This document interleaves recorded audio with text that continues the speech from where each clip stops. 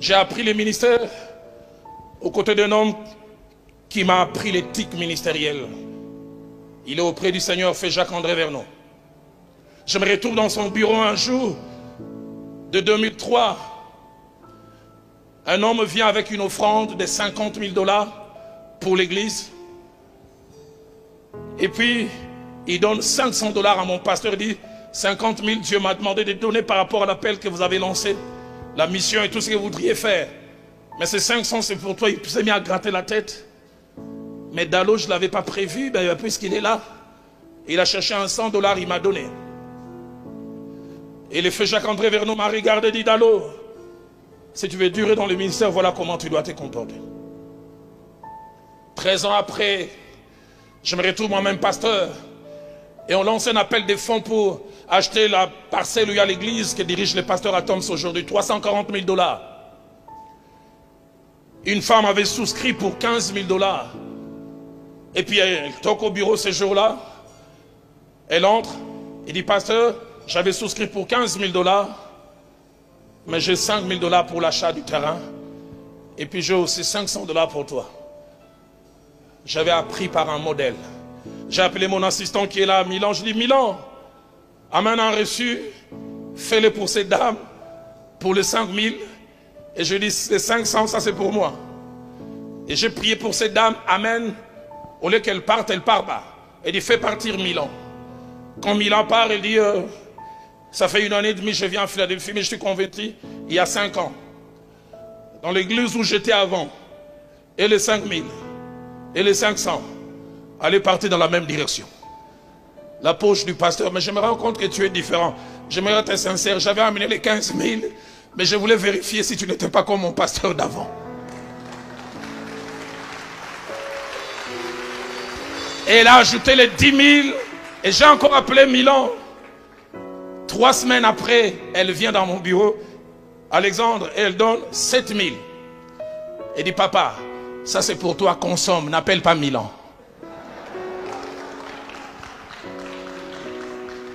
Mon pasteur, le fait Jacques-André Vernon, disait que la conscience est cet aiguillon qui nous pique quand nous voulons aller au-delà de ce que Dieu permet, ou nous sommes en train de vouloir le faire. Il ajoutait encore, la conscience est un signal d'alarme qui nous met mal à l'aise quand nous voulons franchir les limites établies par Dieu.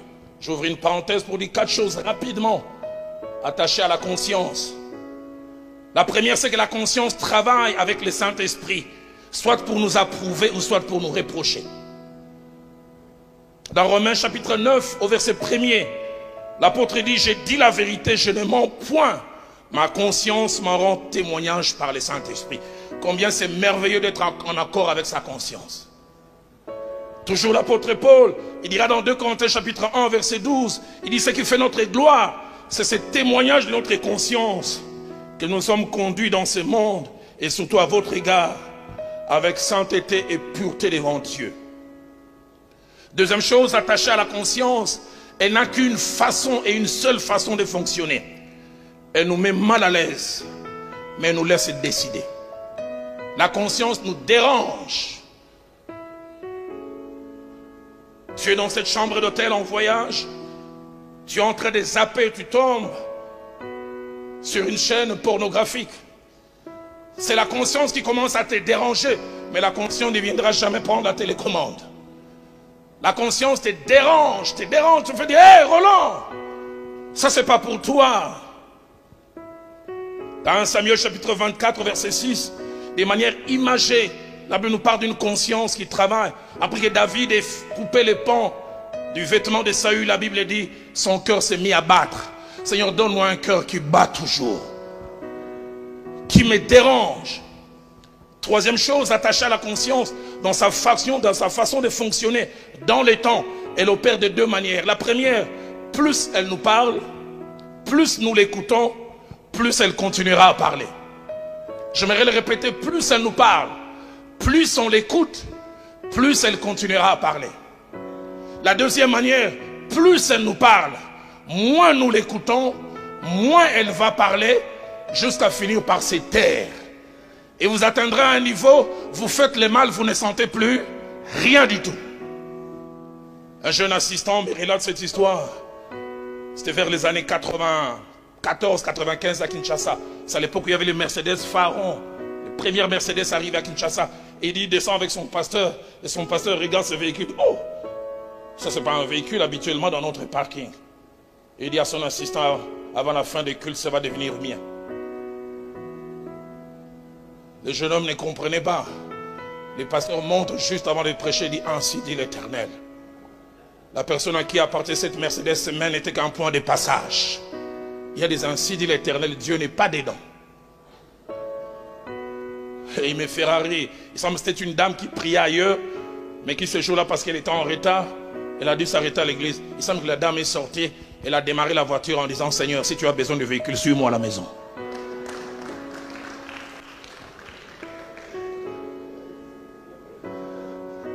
Puisque c'est le Seigneur qui dit, comment on peut voler à côté de Jésus? Je pense, ça c'est moi, j'ai une imagination fertile. Quand Jésus-Christ, la parole de connaissance commençait à fonctionner, il regardait la femme, il dit, tu as eu 5 maris, Judas faisait ceci. Qui ne voit pas le mien. Donc une dernière chose que je veux dire en rapport avec la conscience. La perte de la conscience n'est jamais sans conséquence. Jamais. 1 Timothée 1er, verset 19 à 20, l'apôtre Paul donne ses précieux conseils à son fils dans la foi. Il dit, combat les bons combats, en gardant une bonne conscience. Et il termine en ajoutant, quelques-uns l'ont perdu, et ils ont fait naufrage quant à la foi. On ne perd jamais la bonne conscience en restant dans la foi. La grande question, c'est qu'est-ce donc l'amour de l'argent? Avant de répondre à cette question et de conclure, je voudrais dire un certain nombre de choses. La première, en devenant enfant de Dieu, même serviteur de Dieu, nous ne cessons pas d'avoir de besoins matériels et financiers. Deuxièmement, en tant qu'enfant de Dieu, même serviteur de Dieu, il ne nous est pas interdit d'aimer certaines choses. Des qualités. Un bel habit, un beau costume, une belle montre, une belle voiture, une belle maison, rien n'est interdit. Mais qu'est-ce donc l'amour de l'argent? 4 choses. Premièrement, l'amour de l'argent, c'est l'attachement excessif à l'argent et qui nous amène à vouer presque à un culte à l'argent. Que l'argent devienne le centre de notre vie. Je n'ai jamais oublié.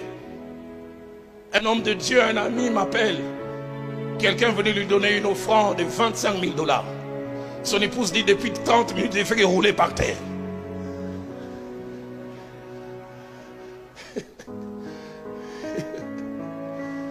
Colossiens chapitre 3 verset 5 parle de la cupidité ou de l'amour de l'argent comme de l'idolâtrie.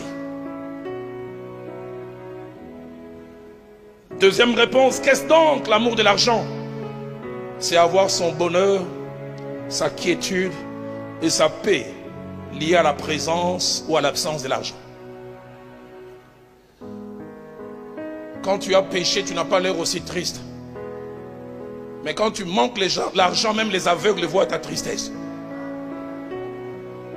Tu es abattu à un niveau. Et troisièmement, l'amour de l'argent, c'est avoir des dispositions à utiliser n'importe quel moyen et n'importe quelle méthode, même contraire à la volonté de Dieu, pour avoir de l'argent. Aujourd'hui, c'est la manipulation et toutes sortes de choses pourvu qu'on puisse avoir. Disposition à utiliser n'importe quel moyen et quelle méthode, même contraire à la volonté de Dieu. Quatrième et dernière chose, attaché à l'amour de l'argent, n'avoir que l'argent comme finalité pour le ministère. Ça fait 33 ans que je sers le Seigneur. J'ai appris le ministère aux côtés d'un homme qui m'a discipliné. En 2005, je suis invité par une église en Afrique du Sud. Le pasteur m'a dit, paye les billets, je vais te rembourser. Une grande église. Je paye les billets. Je prêche durant 3 jours. Et en plus, le 3e jour, il lance une offrande en mon nom. Et j'ai vu comment les gens affluaient. Et le lundi, il va me déposer à l'aéroport, j'étais avec mon épouse. On veut prendre l'avion, Viviane me demande, Roland, est-ce qu'il t'a donné quelque chose? J'ai dit non, il a oublié. Mais Roland, est-ce que tu ne vas pas lui rappeler? J'ai dit là où j'ai appris les ministères, je ne rappelle pas. Mais on a engagé notre argent, j'ai dit, j'ai appris avec Dieu, je peux travailler à Abidjan, Dieu peut me payer à Daloa. Je peux s'aimer à Abidjan et Dieu va aller me faire du bien même à Kinshasa. Et vous savez quoi, j'ai pris l'avion 2005 jusqu'aujourd'hui. Jusqu'aujourd'hui, j'ai jamais su. Il avait oublié. Je disais au minimum mon billet que j'ai dépensé. Et puis de deux, pourquoi faire une offrande dans mon nom? Mais j'ai vu Dieu me payer diversement.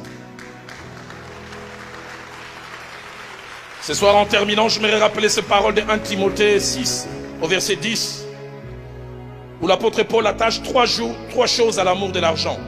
Premièrement, il dit, il est une porte ouverte et le point de départ de plusieurs autres maux. Écoutez ce qu'il dit. Il dit, l'amour de l'argent est la racine de tous les maux. Et deuxièmement, il montre que l'amour de l'argent est une force spirituelle qui possède. Il dit, plusieurs en étant possédés. Ça les saisit.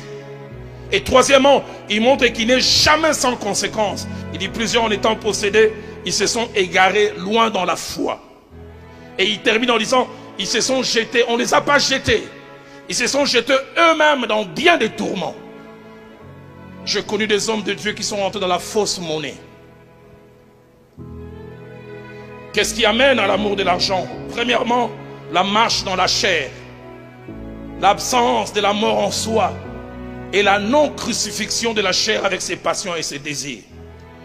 Galates chapitre 5 verset 16, l'apôtre dit, marchez selon l'esprit et vous n'accomplirez pas les désirs de la chair.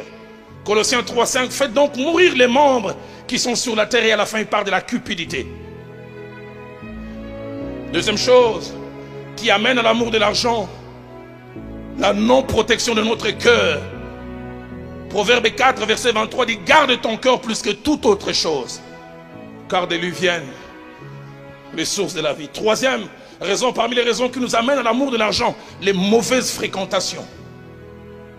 Il arrive des fois, on a une éthique en rapport avec les finances, mais tu t'attaches aux mauvaises personnes. Moi, à Kinshasa, il y a des gens que j'aime, mais je les aime à distance.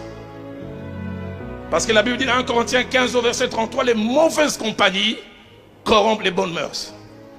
Mais quand je parle de mauvaises fréquentations, je peux ajouter aussi mauvaise compagnie. Et quand je parle de mauvaise compagnie, j'aimerais tirer la sonnette d'alarme, les épouses des serviteurs de Dieu. Combien de fois on peut avoir un homme de Dieu qui pratique le contentement, mais qui a une femme qui lui met pression?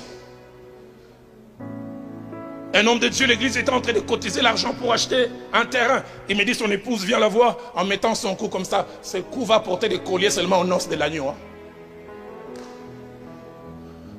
Et le mari a dit, mais il n'y a pas d'argent. Il dit, et la collecte qu'on vient de faire pour l'achat du terrain. Vous n'avez aucune idée, nous les mariés, quelquefois au nom de la paix, avec celle qui passe la nuit avec nous, on est des fois prêts à faire des choses même contraires à la volonté de Dieu. 1 Roi chapitre 21 au verset 25 par des Jézabel qui excitaient Akab. Parce que la Bible dit, il n'y a personne qui se soit vendu au mal comme Akab, mais c'est Jézabel qui... Combien de fois vous nous voyez Roland Dalo costaud 1,92 m, mais c'est un bout de femme qui dit, s'il n'y a pas de demain, 2 millions, tu vas voir. Et tu verras, je commence à provoquer des prophéties inexistantes. Les tout faut amener madame à Dubaï.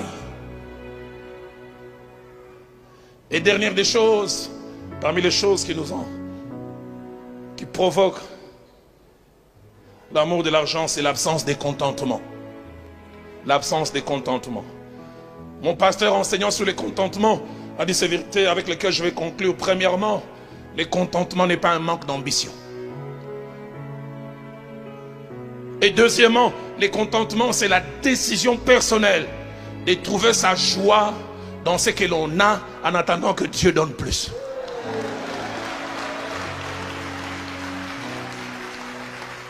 Je décide de trouver ma joie dans ce que j'ai. J'aimerais dire aux hommes de Dieu, ne soyez pas complexés. Tu viens à une réunion, les autres cimetières de Dieu viennent en hammer. Tu viens en vélo au nom de Jésus. Dis aujourd'hui vélo, mais demain on ne sait pas. Une fois, j'étais à New Delhi.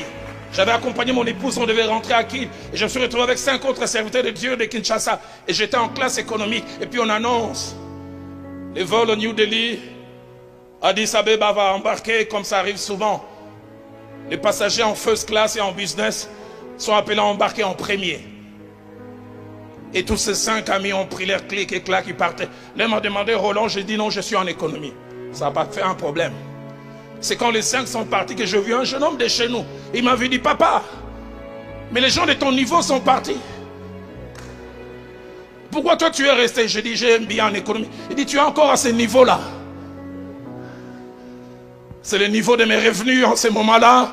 Et je n'avais aucun complexe. Seigneur, donne-nous des hommes qui pratiquent le contentement.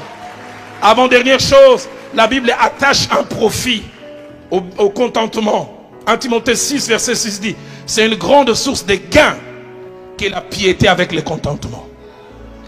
4e chose, le contentement et sa pratique sont un choix que nous devons faire.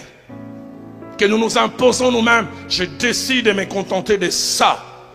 Proverbe 15, verset 16 dit, mieux vaut peu avec la crainte de l'Éternel qu'un grand trésor avec les troubles. Proverbe 16 au verset 8 dit, mieux vaut peu avec la justice que de grands revenus avec l'injustice. Proverbe 28 verset 6 dit, mieux vaut le pauvre qui marche dans son intégrité que celui qui a des voies tortueuses et qui est riche.